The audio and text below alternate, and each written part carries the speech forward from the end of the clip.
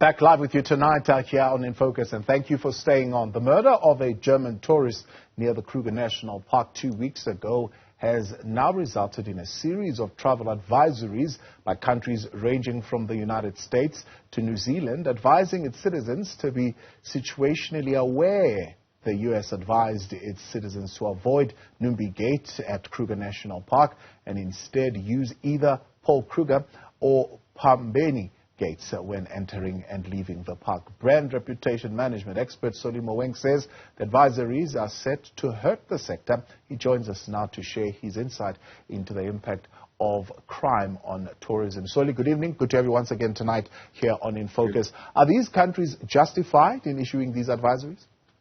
Yeah, of course they're justified. I mean, these countries have the responsibility towards their citizens.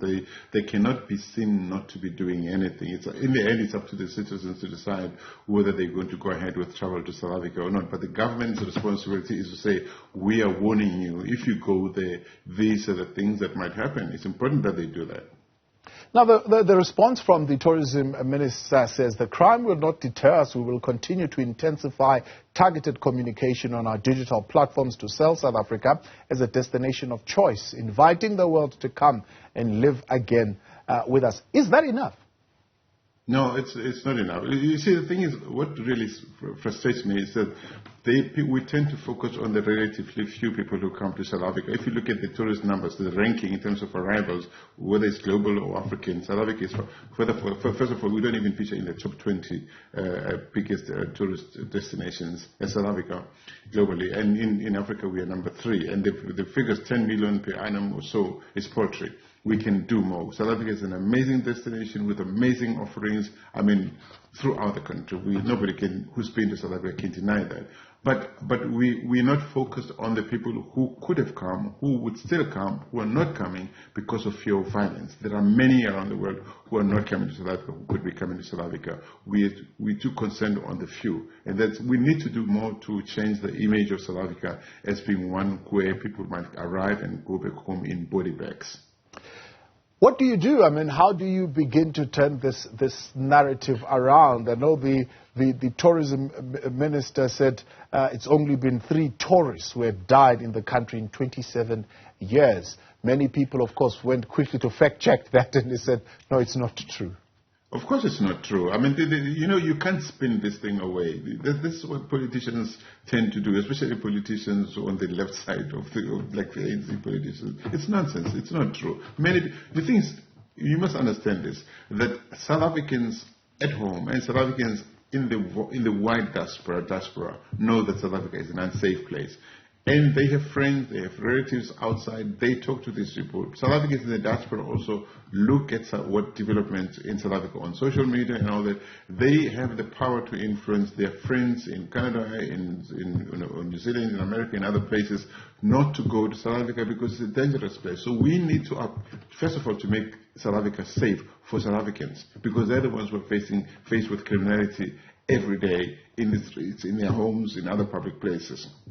Then they can send South Africa overseas. They can tell their relatives overseas that things are being done. There's got to be consequences. People have to be arrested, but there's got to be other measures. There's got to be a constant message of the importance of safety. I think a lot of people still don't understand how much tourism contributes or can still contribute to the economy of South Africa. There are many beneficiaries throughout the value chain of tourism, but people who just kill one individual I don't think those people kill somebody because they thought this person is from Germany, let's attack them. They just kill somebody. It's an opportunistic crime, but it's dangerous because the ramifications of it on South Africa and the image of South Africa are huge. They make it really hard to sell South Africa across the world. So, I mean, it's always been said that when Europeans, when Chinese, when they look at South Africa as a destination for tourism, they always find it attractive because you come here with the pound or with the yen, you can live like a king, even if you're probably just a middle-class citizen where you come from.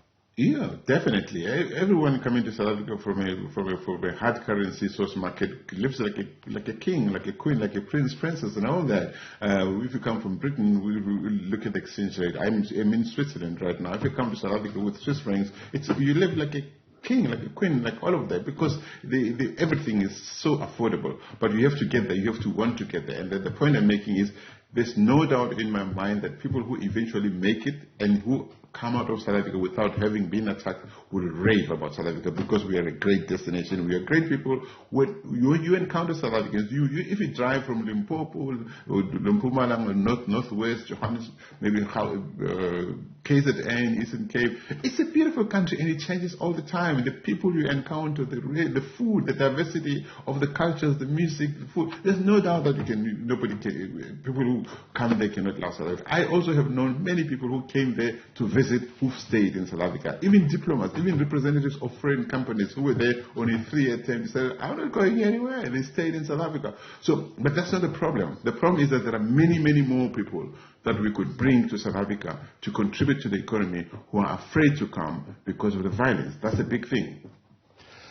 Are organizations like the Tourism Business Council of South Africa, SATA, and so forth, doing a credible job in improving, I suppose, the image of South Africa as a credible destination to come to, of course, despite the violent attacks that maybe they would have seen or read in the newspapers? Mm-hmm.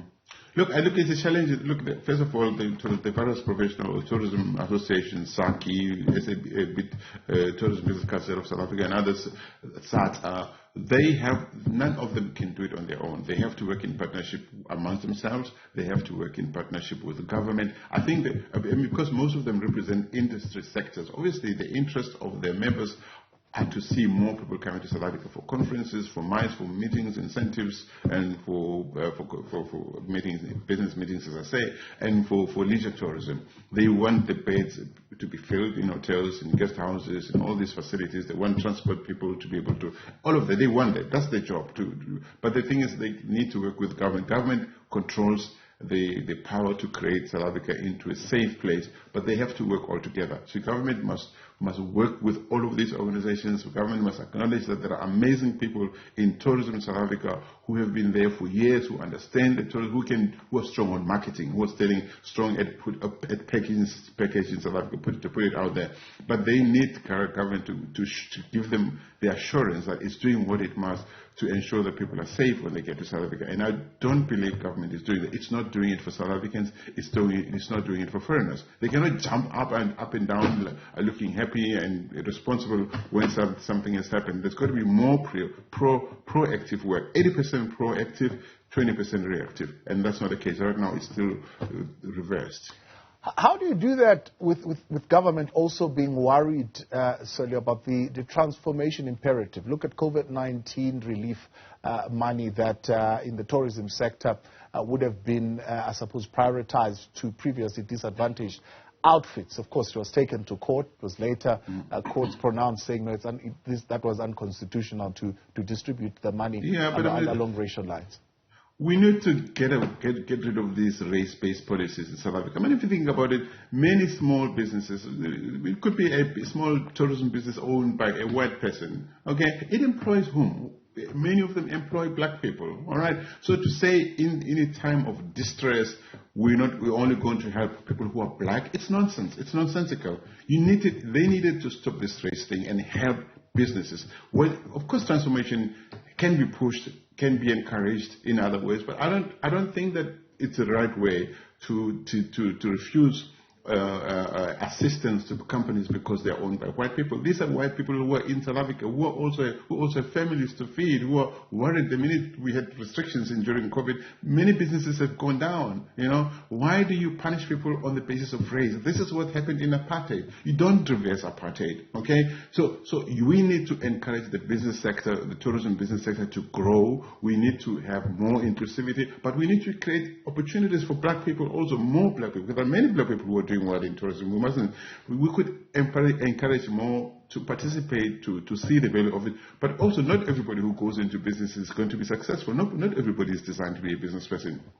All right, but where there are opportunities to make, where there are blockages, deliberate blockages, for instance, through unfair competition and that sort of thing, of course government should come in. That's the role of government. It should make sure nobody gets denied an opportunity to play a part in the tourism sector or any other sector for that matter, because other people are making sure through pricing, through other methods, for making it hard for them not to participate. That's the role of government. But they mustn't come in and continue with this race thing. They must encourage the people who are experienced with the skills, the resources, and the passion. There are lots of them who have the passion for tourism to play the part they need. Everybody must realize that when the tourism sector or any sector in South Africa appears to be in the hands of just a few people, it's going to be a problem. It's not good for the country. It's not good for social cohesion in South Africa. So it shouldn't be done for political reasons. It makes sense for all South Africans to feel that they can benefit from all the sectors of the economy. But they cannot do so. They cannot do so willingly when the government is breathing over their shoulders, pushing numbers so that it looks good in press statements. Solly Moeng, I appreciate your time as always. Thanks for coming on. Brand expert Solly Moeng saying crime is hurting the South African tourism sector.